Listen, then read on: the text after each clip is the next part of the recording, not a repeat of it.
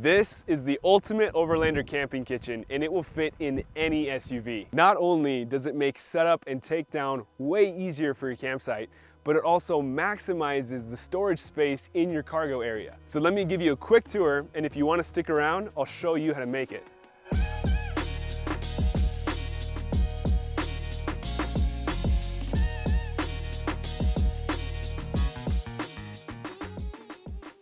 As I mentioned before, this camp kitchen can fit into any SUV, and that's because of the customizable leaves on the side that are tailored to whatever vehicle you want to put it in.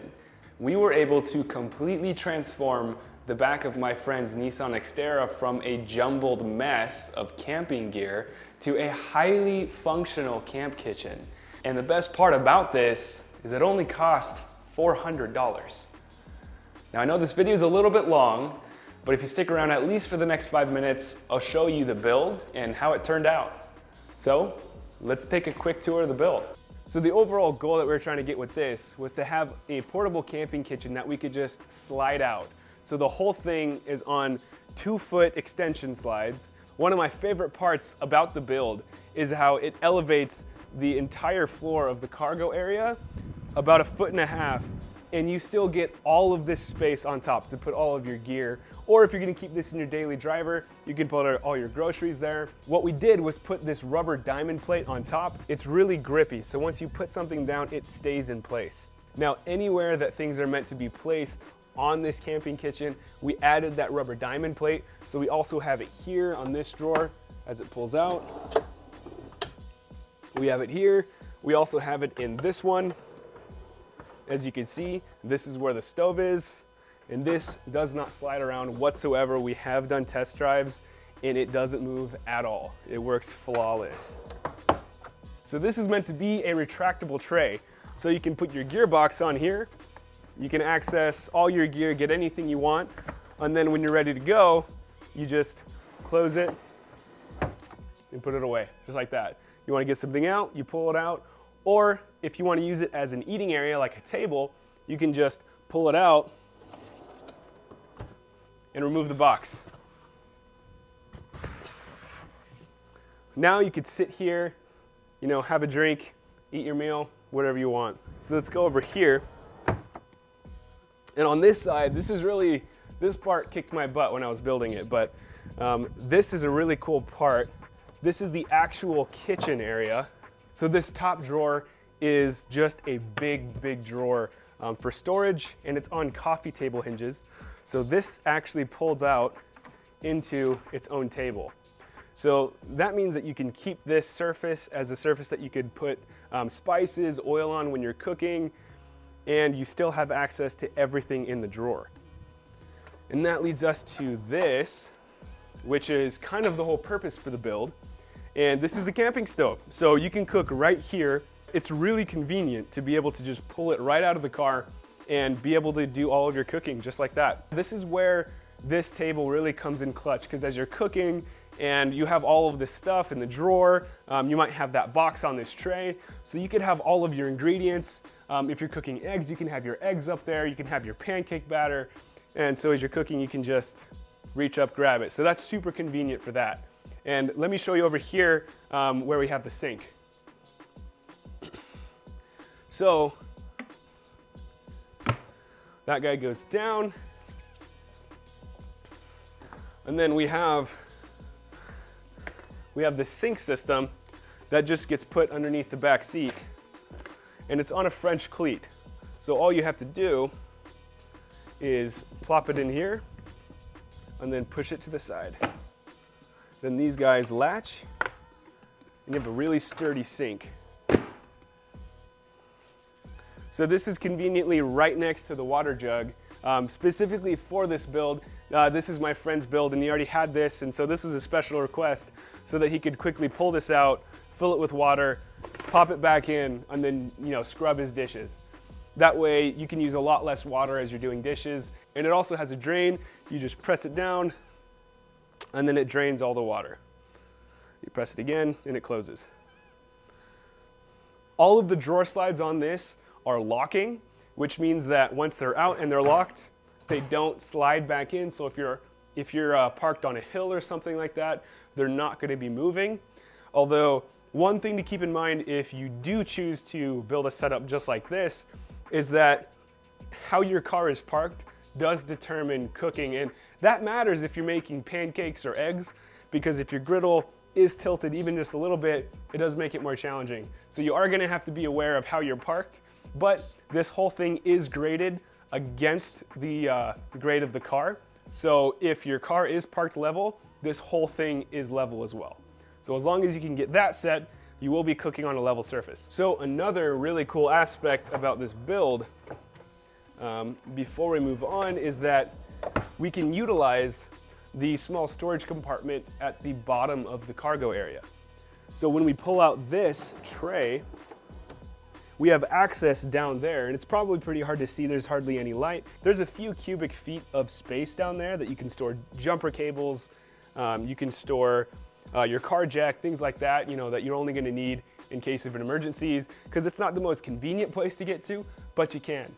And it is a lot easier to access if you fold these metal seats down, then you can reach right in there. And one of my favorite parts of this build has to be the leafs. So we built these leafs so that they could fold in and fold out, and you could have complete access to all of the stuff you need to store. So my friend stores water jugs, stuff like that, and once he drops it in, he just drops those closed, and now he can use all of this space up here to store more gear. And then when you get to the campsite, you can just open these up, grab your gear out, whatever you need, and close them back down, or you can reach back through here and get whatever you need. This is also a really good spot back here to store the collapsible sink, but most likely this is gonna be a really good spot to store firewood. It's not gonna be getting dust and dirt all over your gear. So all we're gonna do is fold the seat down, and we can have access to anything in the back. If we were to have that storage bin, we could pull it out, access it, or we could reach right down under here. So you can see now that I've moved it, all of that is just a lot of usable storage space. This is also a really good way to show how this is actually built in two parts. There's the cabinet itself, and then there's the base. And the base is bolted down to these rails in the back of the Xterra, and the cabinet uses these latches to secure it to the base. So that means that if you ever want to take this out, there's one latch on each corner. So you just remove the latches from all four corners and you can slide it right out. The base will stay, but if you want to remove that as well, you just have to undo all four bolts and then you can pull it out. But chances are, if you're building this, you're probably not going to be taking the base out. And I want to mention, before I get totally blown up in the comments, yes, you will need some power tools for this. This is a beginner woodworking project, and as far as I can tell, you can't do woodworking with your bare hands. But you're only gonna need 5 to 6 power tools, and 4 of which are super basic. I'm talking a circular saw, a power drill, a jigsaw, and a sander. The only 2 other tools we'll need are a palm router and a table saw. Now, all the handheld power tools can be found for 30 to 80 bucks if you buy Ryobi like I do. The table saw brand new was 300, which is on the cheaper side of table saws, but if you buy one used, you can get one for 100, 150 bucks. In total, you're only gonna be spending $400 on tools. That puts you at $800 for the entire project for all the tools, all the materials, everything. And that's assuming you don't own a single power tool before this. Compare that to hiring somebody else to do it, which I estimate would cost around $1,500 to $2,500, depending on the bells and whistles you put in it. And you're making out like a bandit while keeping all of these power tools in the end. So I wanted to include every single step in this project. So if you wanted to copy the exact same thing that I did, you can totally do that. I didn't create any plans for this, but feel free to copy any and all ideas from this video. So let's get into the build. The first thing that we need to do is cut our pieces, and I'm not gonna show every single cut because it's super repetitive, but we're gonna use a circular saw and a straight edge to break down our material to 1 inch wider than we actually need. Then we're gonna take it to the table saw and make that cut exactly to the width we want. This is an extra step, and it does take a little bit more time, but it's gonna mean that when you go to assemble everything, it all fits, because this is gonna be a lot more accurate. So once we have all our pieces cut, we're gonna start drilling pocket holes. And when you're drilling pocket holes, it's important to make sure that the pocket holes are gonna be on the inside of the cabinet. So just be aware of how you're orienting the boards and where you're drilling those pocket holes, because we want them to be hidden. I'll link to a super cheap pocket hole jig you can find on Amazon. It's only about 20 bucks. Once we have all of our pocket holes drilled out, we are gonna assemble everything together with clamps, and then we're gonna start screwing in all of those pocket holes one by one, and we're gonna be using 1¼ inch pocket hole screws.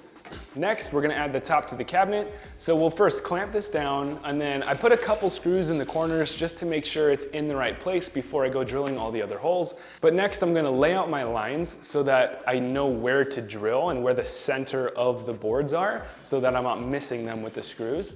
And then I'm gonna pre-drill every 3 inches, and then go back with a countersink bit and countersink all of those holes. That way, when we drive the screw in, it's gonna fall beneath the surface. That's important because when we go to add the rubber diamond plate at the end, it's gonna sit flush and it's not gonna have all these little bumps throughout it. You could also use pocket hole screws for this situation, but I wanted as much rigidity as possible, so I could add more screws this way, and they are a little bit stronger than traditional pocket holes by drilling straight through. And since I was putting the rubber diamond plate on top, it doesn't matter because no one's ever gonna see any of these screws. Next, we're gonna assemble the drawer box and screw that together as well. And I used a doweling jig here for no specific purpose. I thought, hey, I have this, maybe it'll add some extra strength and it might be a little bit easier to assemble. So I drilled some dowel holes and I inserted some dowels. But really, you don't need that at all. You can just use pocket hole screws like I ended up doing here as well, and you can just screw this together.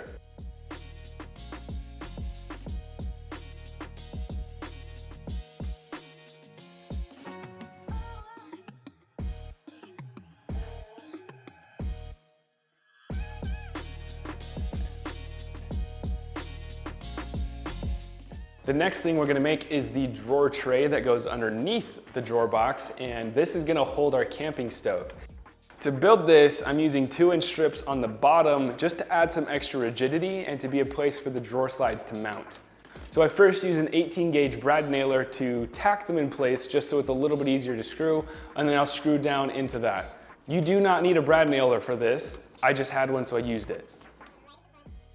If you like this video so far, you should consider giving it a like. That tells Google to show it to more people.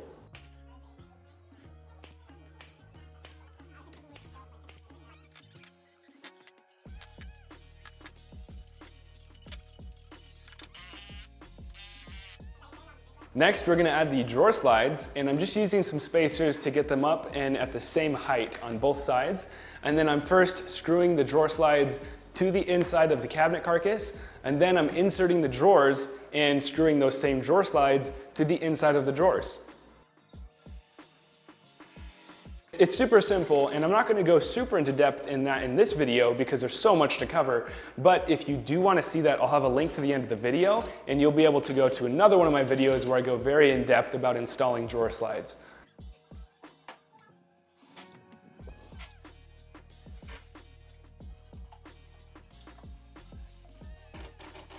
With the drawer slides installed, we'll just put these drawers back in place and see how they function. So next we're gonna build the drawer tray on the right side. Again, I'll tack this in place with a couple brad nails so that I can screw it down. But the difference is that this time we're using pocket hole screws, and that's because I didn't want the screws on the top of this surface, because initially we weren't planning on putting rubber diamond plate here. That was actually an afterthought. We realized we had some extra, and so we decided to put that on there. But this was originally just gonna be painted. And then we're gonna install the drawer tray, and one quick trick is to add some playing cards underneath the drawer as you're installing it. That way it'll have just a little bit of extra wiggle room.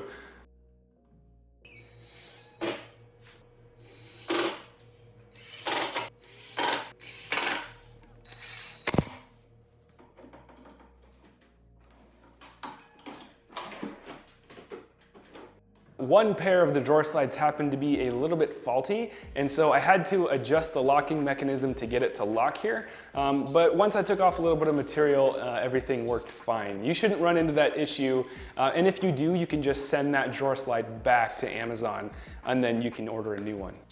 Next, I installed the coffee table hinges. And so again, I just used some clamps to hold it in place while I drilled it in. And the trick to installing coffee table hinges correctly is to make sure that the top portion that screws to the coffee tabletop is perfectly flush with the opening of the cabinet. So that means that when you put the tabletop on it, it's gonna sit flat.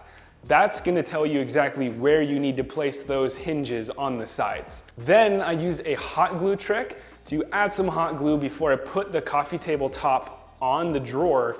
That way, when I open it, it's gonna maintain its exact positioning. Then I'll pre-drill and screw from underneath, and it's in the exact spot that we want it, and it opens and closes perfectly. So next was to attach the drawer faces, and this is a really simple process. This top drawer face has no handholds in it at all, so we're just gonna cut a rectangle to the right size, and then we're gonna use the hot glue method again to stick it in place. Then we're gonna open it and very gently screw it from behind. Adding a clamp here will also really help. But we're gonna add 4 screws from the back to make sure that that's really on there.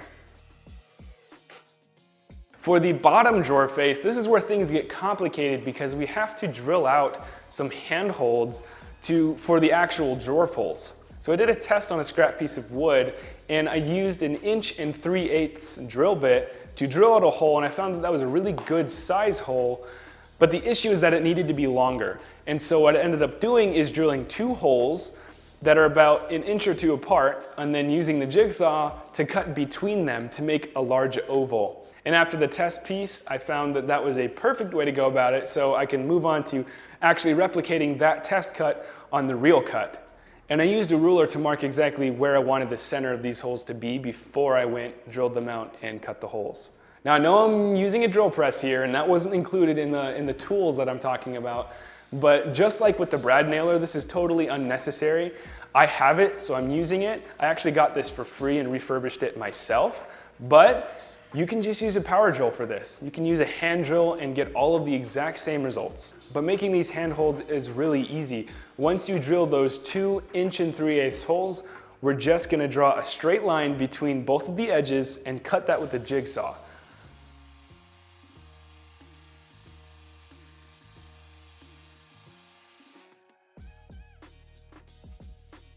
Then we're gonna use our sander and sand everything to get all the marks out, and take a little bit of sandpaper with our hands and get in the holes to make sure that that's also smooth. Then using the same hot glue method, I attached this drawer front and screwed it through the back.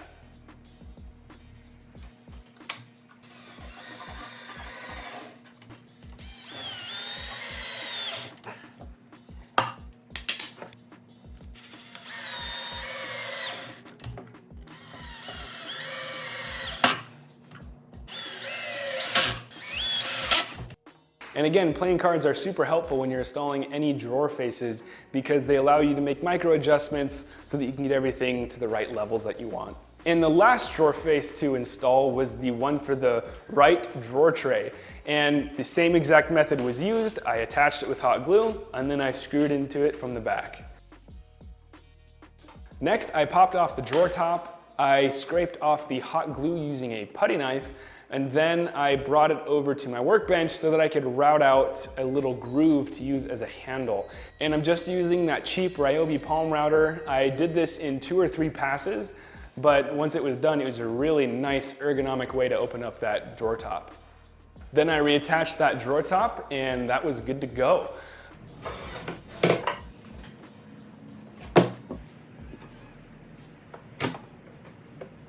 The next thing to do was to add some plywood edge banding to the right side of the cabinet carcass so that it would match the protrusion of the drawer faces.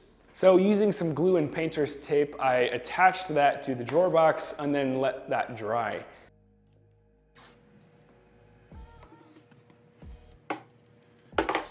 Now that the cabinet carcass is essentially done, I moved on to building the base. And I first took some measurements to know how wide and how long it needed to be.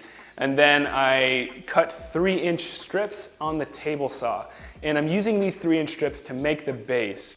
And in order to attach these together, I'm gonna be cutting some half-lap joints. And this cut is really easy to do. You just set the table saw blade to half the thickness of the material. And then you do a bunch of cuts until all that material is gone. Then I bring that over to the workbench and I use a chisel to flatten down all of those ridges so it's nice and flat. That way it's gonna glue up a lot better. And then to attach the half-lap joints, I countersunk 2 screw holes in each of the joints. Then I added some glue and screwed everything down.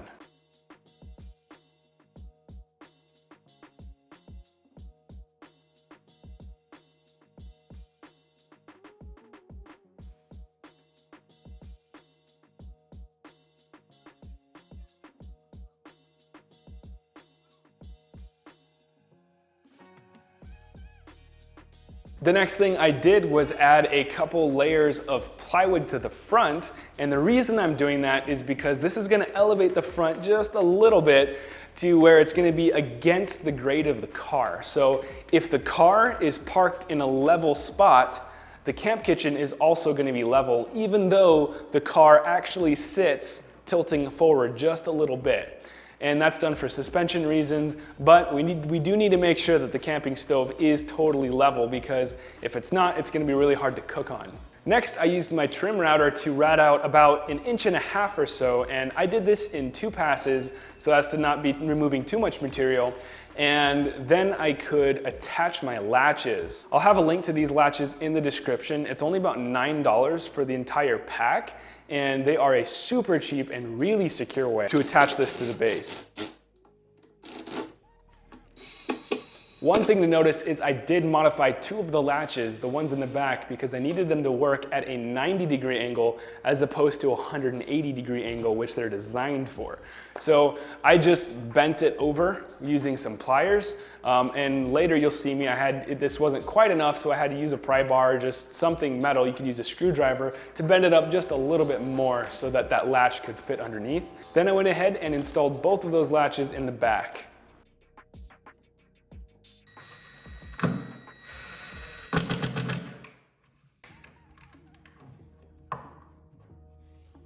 Next, I used a 3/4 inch drill bit to drill 4 holes in each of the corners. That way we can attach it through bolts to the bottom of the Nissan Xterra. Then I countersunk the 3/4 inch hole with a 1 3/8 inch hole. And that's gonna allow the washer to sit all the way down at the bottom. This means I'll be able to fit the washers and nut below the surface of the wood so they won't be in the way of the cabinet. Now with the base done and the cabinet done, I could finally do a test fit to make sure that all of my work wasn't gonna go to waste. So I bolt the base down and then I latched the cabinet, and that's when this happened. The drawer top was hitting the car and couldn't extend all the way. So I spent a moment contemplating my life choices and why I ever even began this project in the first place. But then I decided to do something about it, so I loosened all 4 bolts, and then I closed the trunk and pushed it as far backwards as I possibly could. And what do you know, it barely works. This was way too close of a call. It would have been a total pain in the butt if I had to modify that drawer top to fit. And here's a quick example of how this bolts down to the frame, like I was talking about earlier with the 1 3/4 inch hole, with the 3/4 inch hole down in the middle for the bolt to come up through. Lastly, we could build the leaves for this. So I first used some cardboard to cut out a template, and this was really easy. I just kind of drew a line that it looked like would fit, and then I cut that out with scissors. And then I just referenced it back up against the car's edge. Then I found out where it made contact with the car, and I cut a little bit more off, and I just kept doing that until it fit perfectly. So once I had the template exactly where I wanted it, I could trace that template out onto a piece of plywood. Once it was all traced out, I added some masking tape to the top to help with tear out. No, I'm not covering up my lines. You can actually see pencil lines through masking tape. It's a little bit transparent, as long as it's only 1 layer. Then I used my jigsaw to cut this piece out. Once this piece was all cut out, I then traced it onto another piece, and being sure to cut just a little bit outside of the line, I left a little bit of material on the outside. That way it will be slightly larger than my other piece, which was now my template. Then I added some masking tape to the inside of both of these pieces, and then some dots of super glue. And then I stuck them together, and I used the trim router with a flush cut bit to route away all of the excess material until they were the exact same size. Then I could use my palm sander to smooth over all the edges and make sure they're totally uniform. Then I routed a thick chamfer around all the outside edges of the leaf, and I did that on both sides. I also attached 2 angle brackets that are going to be used on either side to support the leaves when they're fully extended.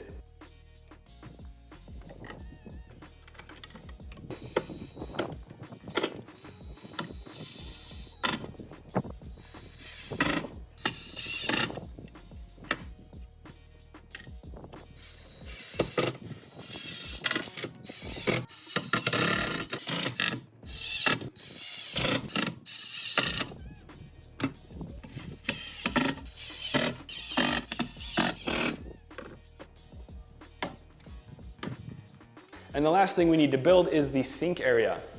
So I cut what are called French cleats on the table saw, and this is essentially 2 pieces of wood that are cut at a 45-degree angle that wedge together and create a really strong shelf. The next thing that I did was trace out the sink, and once I traced this out, I actually came in about a 1/4 inch on the inside of the line and drew another one, and that's going to be the line that I'm cutting out.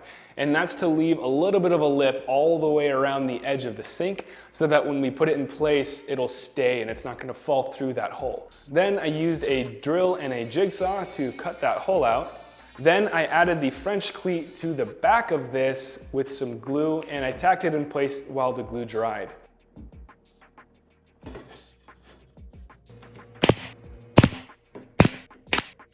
Next, I drilled about 8 to 10 different holes, and then we screwed through those holes into the French cleat to hold everything really secure.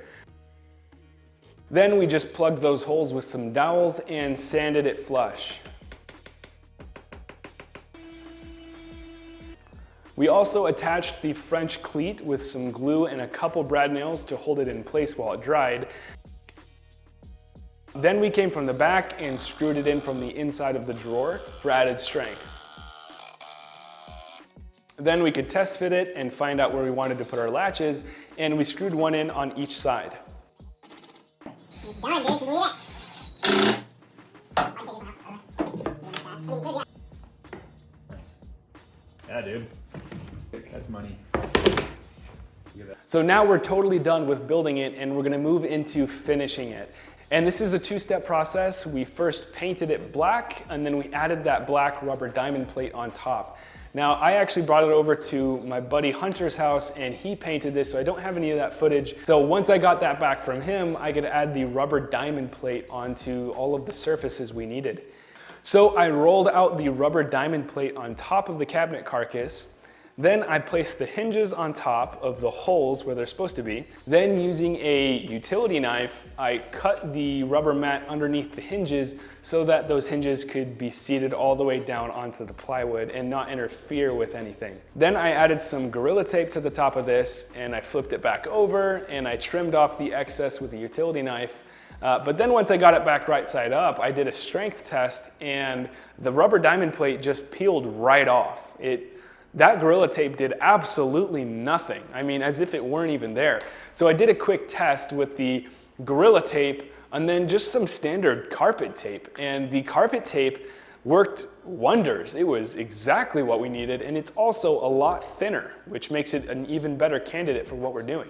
So here's a quick test with the Gorilla Tape on the left and the carpet tape on the right, and you can see just how much more adhesion we get with that carpet tape.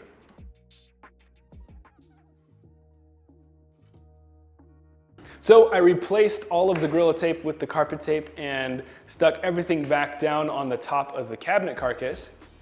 And then I can move on to doing the leaves. And this is the same exact process. I just added some carpet tape, threw the rubber diamond plate on top, flipped it over, and then trimmed the excess with the utility knife.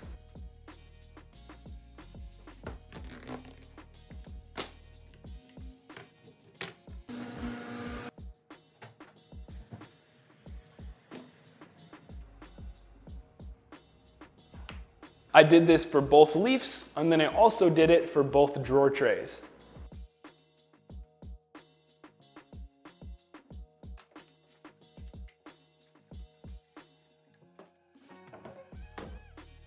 Then I could put all of the drawers back in and reattach those leaves, and it's done.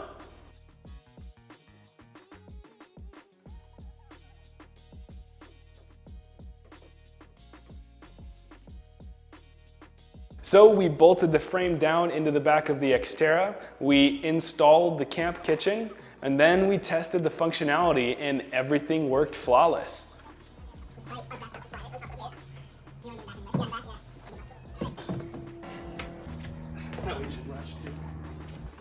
There it is. Woo-hoo-hoo! Wow, dude. All the way out. Oh yeah, it's perfect. It's not even close to hitting.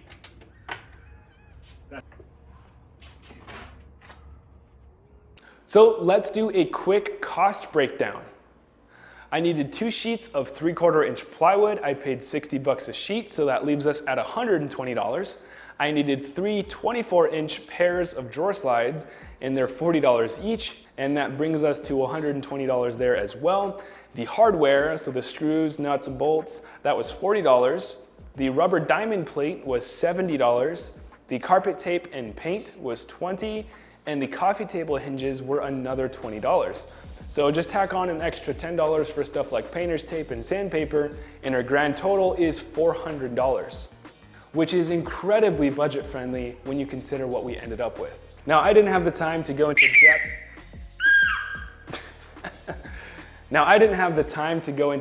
About installing the drawer slides, so I'll actually have a link to that video up in the top right corner, and you can go check that video out if you want to see more in-depthly how to install drawer slides. As always, I have some affiliate links in the description, and you can go check out any of the tools that I'm using, as well as all of the products and materials like the latches, the drawer slides, the coffee table hinges. All of that's going to be down in the description, and you can go check that out on Amazon. So that's it for this one. If you thought this video wasn't terrible, you should consider subscribing. I make DIY, home renovation, and beginner woodworking projects constantly, and if you want to see any of those videos, go ahead and subscribe and hit the bell notification, and it will alert you every time I post a new video. I'm Clayton, the Weekend Builder, and I'll catch you in the next one.